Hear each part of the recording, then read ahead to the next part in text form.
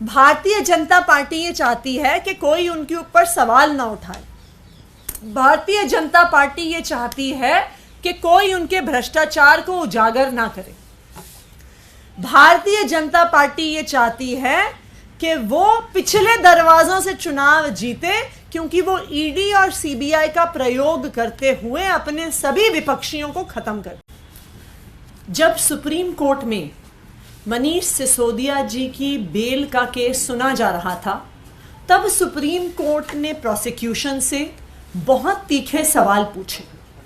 उन्होंने बार बार ईडी से एक ही सवाल पूछा कि आपके पास मनीष सिसोदिया जी से जुड़ी हुई मनी ट्रेल कहाँ है? क्या उनके पास पैसा आया? क्या उनके परिवार के पास पैसा आया?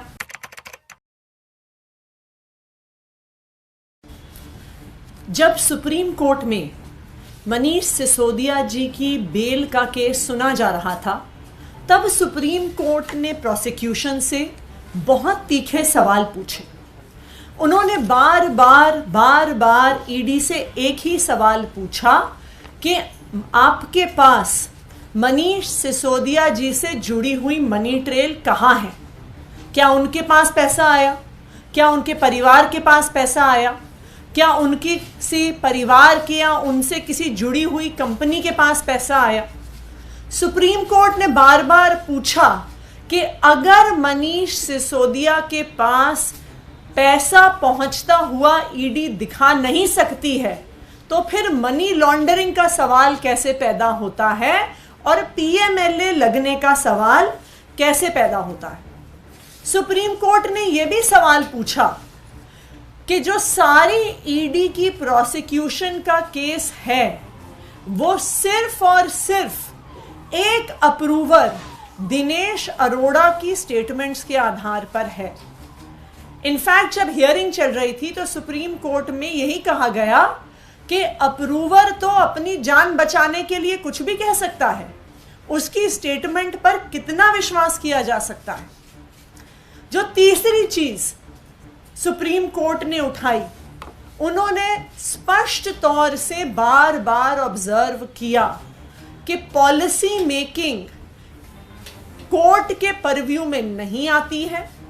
पॉलिसी मेकिंग में अगर लॉबिंग हुई भी तो लॉबिंग इलीगल नहीं है। जब तक क्विड प्रो क्वो इस्टेब्लिश नहीं होता कि पैसे एक व्यक्ति से दूसरे व्यक्ति के हाथ में गए और जिस व्यक्ति के हाथ में गए उसने उस ब्लैक के पैसे को वाइट करने की कोशिश की, यानी मनी की लॉन्ड्रिंग की कोशिश की, तब तक पीएमएलए लागू नहीं होगा, तब तक कोई गुनाह नहीं होगा। इन तीखी ऑब्जर्वेशंस के बावजूद आज कोर्ट ने एक विपरीत ऑर्डर दिया है। जो सारे मुद्दे कोर्ट ने बार बार खुद उठाए, आज ऑर्डर में सुप्रीम कोर्ट ने बेल मनीष सिसोदिया जी को नहीं दी है। इसलिए अब हम जो ऑर्डर सुप्रीम कोर्ट ने दिया है, वो शायद अभी थोड़ी ही देर पहले अपलोड हुआ है सुप्रीम कोर्ट की वेबसाइट पे, उस ऑर्डर को हम स्टडी करेंगे।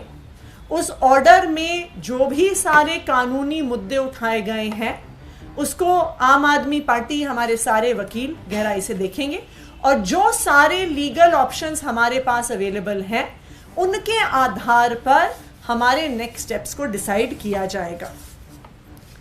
सुप्रीम कोर्ट का हम सम्मान करते हैं, लेकिन उस सम्मान को करते हुए भी हम बहुत सम्मान पूर्वक ये कहना चाहते हैं कि हम आज जो सुप्रीम कोर्ट ने निर्णय दिया है, उस निर्णय से असहमत हैं और उस निर्णय को लेकर आगे क्या क्या कानूनी कार्रवाई हो सकती है उसको बिल्कुल एक्सप्लोर करेंगे। आम आदमी पार्टी एक ईमानदार पार्टी है।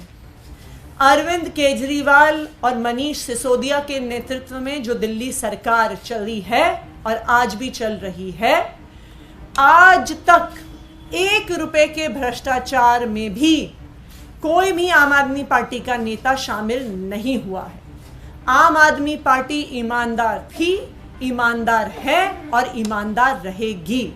और मुझे आज भी इस बात पे पूरा भरोसा है कि आम आदमी पार्टी पे कितने केसेस होते रहें, लेकिन आखिरकार एक भी पैसे के भ्रष्टाचार का सबूत सामने नहीं आएगा, क्योंकि ना आम आदमी पार्टी ने कभी भ्रष्टाचार किया है, ना कभी भ्रष्टाचार करेगी। धन्यवाद।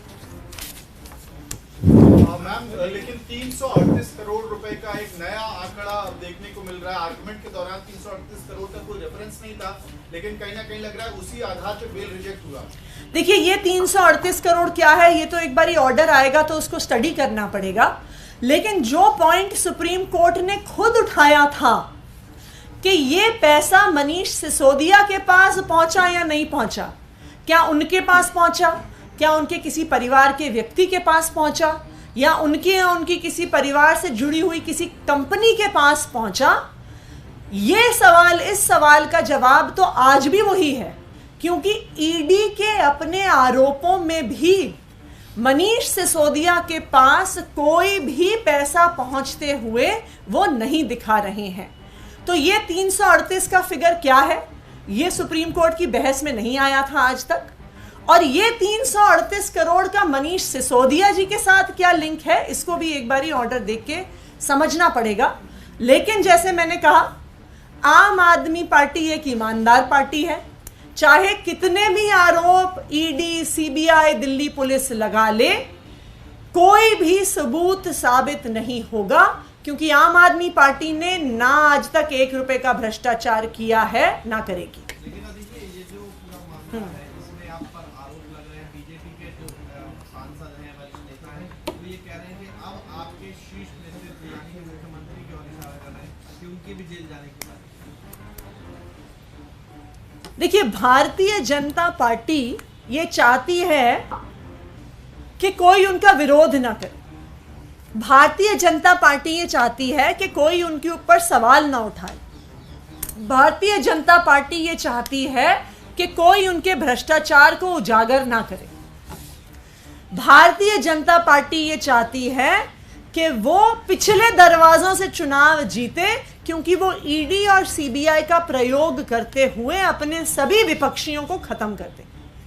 आज अगर आप देखिए, चाहे आम आदमी पार्टी हो, चाहे टीएमसी हो, चाहे कांग्रेस हो, चाहे डीएमके हो, जो कोई भी पार्टी भारतीय जनता पार्टी के विरोध में खड़ी है, उनके खिलाफ पूरे सरकारी तंत्र का ऊपर से नीचे तक प्रयोग किया जा रहा है। ये पूरा देश देख रहा है कि किस तरह से एजेंसीज का इस्तेमाल करके सभी विपक्ष की पार्टियों पे हमला करने की कोशिश की जा रही है। और अगर भारतीय जनता पार्टी के नेता ये आरोप लगा रहे हैं, ये ऐसी ही बात मीनाक्षी लेखी जी ने संसद में कही थी। जब संसद में दिल्ली सर्विसेज बिल पर बहस चल रही थी और विपक्ष के किसी नेता ने सवाल उठाया था, तो उन्होंने तो सदन में ही बोल दिया था कि अब आपकी ईडी में अरेस्ट होने की बारी है, अब आपकी जेल जाने की बारी है।